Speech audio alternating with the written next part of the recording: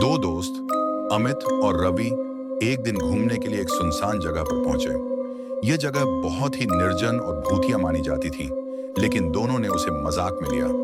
उन्होंने वहां एक छोटी सी पार्टी रखी और शराब पीने लगे। रात का अंधेरा धीरे धीरे घना हो रहा था और हवाएं भी तेज हो गई थीं। कुछ देर बाद रवि ने देखा कि अमित अचानक चुप हो गया और उसकी आंखों में एक अजीब सा डर था। अमित कहने लगा, मुझे कोई देख रहा है, कोई यहाँ है। रवि हंसी में कहने लगा, तुम्हारे नशे का असर है।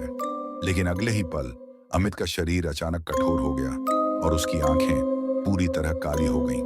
वह झूमते हुए एक अजीब आवाज में कहने लगा, मैं यहाँ हूं, तुम दोनों को ले जाऊंगी।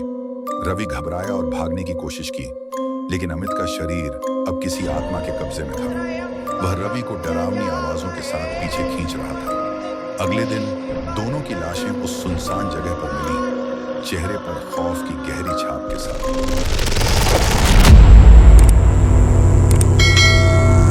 दो दोस्त अमित और रवि एक दिन घूमने के लिए एक सुनसान जगह पर पहुंचे। यह जगह बहुत ही निर्जन और भूतिया मानी जाती थी, लेकिन दोनों ने उसे मजाक में लिया। उन्होंने वहां एक छोटी सी पार्टी रखी और शराब पीने लगे। रात का अंधेरा धीरे धीरे घना हो रहा था और हवाएं भी तेज हो गई थीं। कुछ देर बाद रवि ने देखा कि अमित अचानक चुप हो गया और उसकी आंखों में एक अजीब सा डर था। अमित कहने लगा, मुझे कोई देख रहा है, कोई यहाँ है। रवि हंसी में कहने लगा, तुम्हारे नशे का असर है। लेकिन अगले ही पल अमित का शरीर अचानक कठोर हो गया और उसकी आंखें पूरी तरह काली हो गईं।